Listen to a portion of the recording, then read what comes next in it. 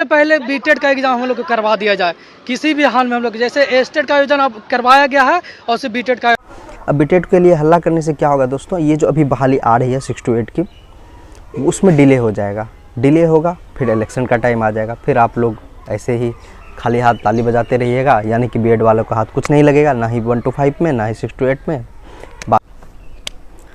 Hello दोस्तों, मेरा नाम है रंजित और आप देख रहे हैं रंजित की पाठशाला।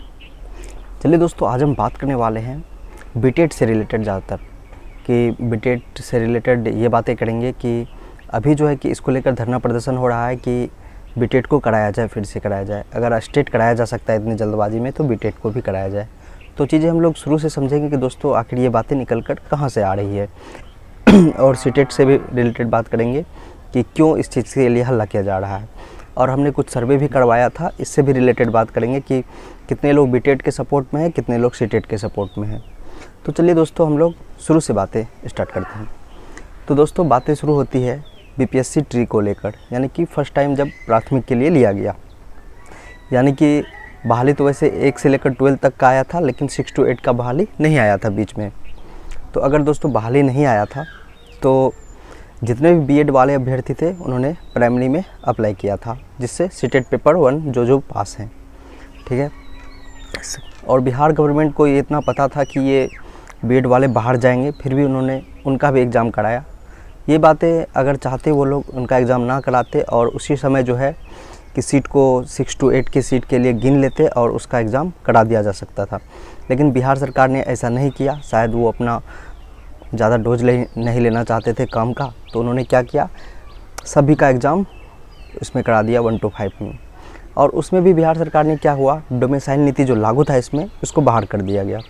क्यों कर दिया गया, आपको जैसा कि पता है, पूरे जो भारत में एक विपक्ष का जो एक मीटिंग हुआ था, इंडिया पार्टी के नाम से जो बना है, जो बिहार में हुआ था पटना में, तो उसके बाद जो है कि बाहर कर दिया गया उसको, यानी बाहर नहीं कर दिया गया, यानी कि पूरे भारत के लोगों को बिहार में फॉर्म भरने का मौका दे दिया गया। पहले ऐसा नहीं था, जब फॉर्म आया था तो पहले ऐसा बिल्कुल भी नहीं था। जब से यहाँ पे इंडिया का मीटिंग हुआ, नीतीश कुमार ने अपने पीएम बनने की चाहत में ऐसा कर दिया। और जब मैं मजाकिया तौर पे क्या बताऊँ, जब शिक्षा मंत्री से पूछा गया कि आप ऐसा क्यों कर रहे हैं, आप बाहरी को क्यों मौका दे रहे हैं, पहले यहाँ के स्टूडेंट को मौका दीजिए, तो उन्होंने कहा कि यहाँ पर विज्ञान और गणित के शिक्षक नहीं मिलते हैं, इसलिए मैं बाहरी को मौका दे रहा हूँ। तो शिक्षा मंत्री से मैं भी ये तभी भी पूछना चाहता था कि भाई वो 1 to 5 में कौन सा गणित और विज्ञान पढ़ाएंगे बाहरी विद्यार्थी आके, भाई आप हमको बता दीजिए। और 9th से लेकर 12th में तो पढ़ा नहीं सकते थे, क्योंकि उसमें लग रहा था स्टेट, और स्टेट बाहरी विद्यार्थी पढ़ नहीं सकते थे। फिर देखिए सरकार का एक जो डबल स्टैंडर्ड होता है, स्टेट कराया भी तो इस बार इतना चालाकी से मतलब चीज़ों को किया कि उन्होंने क्या किया कि स्टेट में बाहरी राज्य को भी शामिल कर दिया गया, पात्रता परीक्षा में शामिल कर लिया। बताइए, ताकि अगले बार जब फॉर्म आए स्टेट खोजे तो उसमें बाहरी विद्यार्थी भी उसमें शामिल हो। ये बाहरी विद्यार्थी का राग क्यों ला पड़े हैं नीतीश कुमार, भगवान जाने, अब इसके पीछे क्या राज है। लेकिन चीज़ें यही थी कि इंडिया का जब मीटिंग हुआ तो उन्होंने शायद पीएम बनने की चाहत में, या पीएम मेकर जिसे बोलते हैं, किंग मेकर, उसके बनने की चाहत में, लेकिन ऐसा हुआ नहीं। बाहर जब अगला बार मीटिंग शायद बेंगलोर या कहीं पे हुआ था, तो उसका भाव नहीं दिया गया नीतीश कुमार का, जो कि इसका अंदाज़ा उन्हें लग गया था। ठीक है, यहाँ पे एग्ज़ाम हुआ और जैसा कि सभी बीएड अभ्यर्थियों को पता था हम लोग बाहर जाने वाले हैं, जैसे खुद मैं भी बाहर चला गया हूँ। तो आजकल सुनने में आ रहा है कि और कोर्ट में जो है कि पटिशन दायर किया गया है। खैर, ये सब चीज़ें होती रहेंगी। अब सबसे ज़्यादा ज़रूरी क्या था कि हड़बड़ में स्टेट क्यों लिया गया। हड़बड़ में स्टेट इसलिए लिया गया था क्योंकि बीएड को जैसे ही बाहर किया गया तो बीएड वाले स्टूडेंट जाके पटना में हल्ला ना करें कि जो है कि मेरा एग्ज़ाम दीजिए, हमको अपना मेरा वाला बहाली दीजिए। तो उन्होंने क्या किया, तत्पर तुरंत स्टेट का बहाली निकाला और तुरंत एग्ज़ाम करा दिया। तो ये चीज़ें हो गए स्टेट को लेकर। अब जो है कि दोस्तों, अब बातें निकल कर आई जैसे एग्ज़ाम ख़त्म हुआ, फिर उसके बाद 6 to 8 को लेकर, यानी कि जब ये बीपीएससी ट्री 1 यानी कि पार्ट 1 समझ लीजिए, एक तरह से पहला वाला एग्ज़ाम ख़त्म हुआ, तो आ गया बात अब 6 to 8 को लेकर, क्योंकि सुप्रीम कोर्ट ने उसे बाहर कर दिया था बीएड वाले को। अब जो है कि दोस्तों बाहर कर दिया। अब जब 6 to 8 का बहाली आएगा दोस्तों, तो अब देखिए बहुत सारे बीएड अभ्यर्थियों का भी कहना था 6 to 8 में जो है कि DLED वाले को बाहर करना चाहिए। अब मेरे ख्याल से शायद अदर स्टेट या मतलब केंद्र वाले में जो है कि 1 to 8 DLED वाले को नहीं लिया जाता है, लेकिन बिहार में लिया जाता है। तो इस नियम को भी देखना पड़ेगा कि 1 to 5 में DLED वाले को 1 to 5 तक ही रहने दे, उसके बाद 6 to 8 वाले को उसमें छोड़ दें। ये चीज़ें हो गई।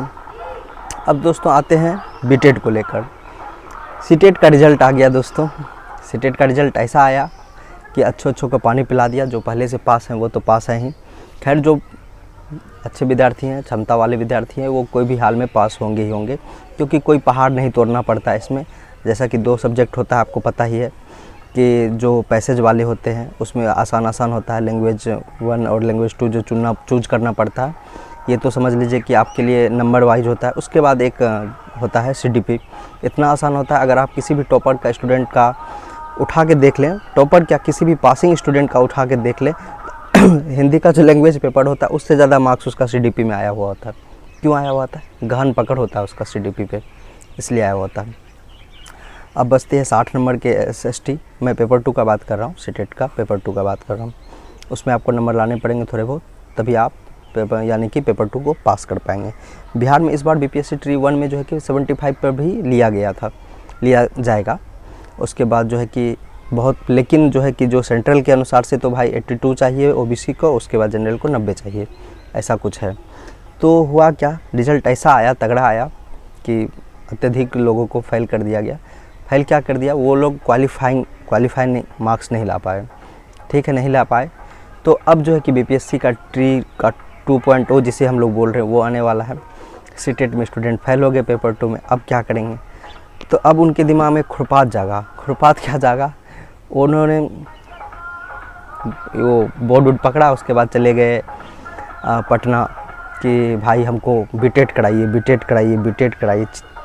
6 साल से नहीं कराए हैं, 7 साल से नहीं कराए, बीटेड कराइए। हल्ला खूब हुआ। तो उसके बाद बीटेड के लिए हल्ला हो रहा है, कोई बात नहीं, हल्ला करने दीजिए। अब मैं भी पर्सनली विरोध क्यों करता हूँ उस बीटेड का, कि अगर अभी गवर्नमेंट ने सीटेट से ले ही रहा है, तो सीटेट से ले या बीटेड से ले क्या फ़र्क पड़ता है? बीटेड अगर नहीं ही ले रही है गवर्नमेंट, सीटेट तो ले रही है ना, सीटेट से ही तो खोज रहा है ना वो, तो रहने दीजिए सीटेट को। आपको क्या लगता है, अगर बीटेड से एग्ज़ाम लिया जाएगा तो क्या उसमें बाहरी राज्य को नहीं शामिल किया जाएगा? आपको ऐसा लगता है? जब स्टेट में शामिल कर लिया गया तो बीटेड में शामिल नहीं किया जाएगा? ज़रूर किया जाएगा। तो बीटेड में भी शामिल किया जाएगा। तो कौन कर रहे हैं वो हल्ला गुल्ला वहाँ पर? तो हमने लिए इसके सर्वे भी कराया, जैसा कि सर्वे हम आपको दिखा रहे हैं। हमने पहला ऑप्शन में यही दिया था, जो सीटेट पेपर 2 में फेल हो गए वही हल्ला कर रहे हैं बीटेड के लिए। अब बीटेड के लिए हल्ला करने से क्या होगा दोस्तों, ये जो अभी बहाली आ रही है 6 to 8 की, उसमें डिले हो जाएगा। डिले होगा, फिर इलेक्शन का टाइम आ जाएगा, फिर आप लोग ऐसे ही खाली हाथ ताली बजाते रहिएगा, यानी कि बीएड वालों का हाथ कुछ नहीं लगेगा, ना ही 1 to 5 में, ना ही 6 to 8 में। बाकी मैं बीटेड वालों के लिए बोलना चाहता हूँ, आप लोग चिंता बिल्कुल मत कीजिए, आप लोग इसका हल्ला मत कीजिए। आप लोग को अपेयरिंग लिया जाएगा, अभी जो 6 to 8 का आएगा 100% लिया जाएगा। तो आप लोग अभी से ही सीटेट में क्यों नहीं लग जाते? सीटेट बीटेड से ज़्यादा आसान रहेगा। इसमें अलग अलग टाइप के क्वेश्चन बटे हुए हैं भाई, आपको पैसेज भी मिल रहे हैं, सब कुछ मिल रहे हैं। आपको बस SST पे तो मेहनत करना है, या फिर आप साइंस से हैं, साइंस पे मेहनत करना है। अगर आप किसी प्रॉपर सब्जेक्ट के टीचर बनेंगे तो उसमें आपको अपनी काबिलियत साबित करनी होगी ना भाई, कुछ नंबर तो लाने होंगे ना। ऐसा तो नहीं है कि आप बिना पास किए हुए आप बन जाएंगे उस विषय के शिक्षक। आपको उस विषय में थोड़ी सी जो है कि गहन अध्ययन होना चाहिए, तभी तो आप पास करेंगे ना।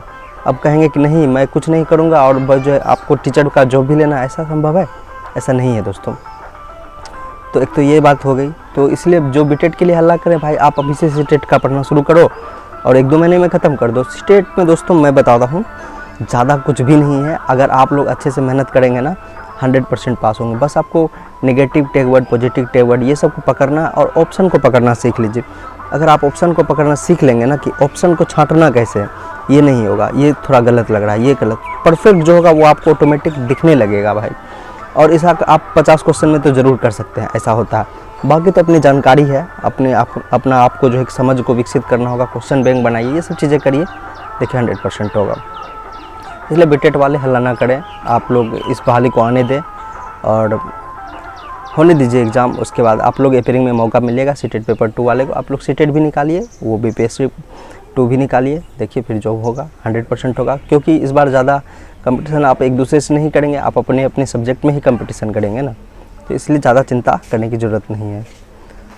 तो यही मैं कहना चाहता था दोस्तों बीटेट स्टूडेंट से कि आप लोग अभी से सीटेट पेपर 2 का मेहनत करना स्टार्ट कर दीजिए। उसके बाद बीपीएससी 2 में आपको मौका मिलेगा ही मिलेगा, नहीं मिलेगा उसके लिए आप उसके बाद आप हल कीजिए।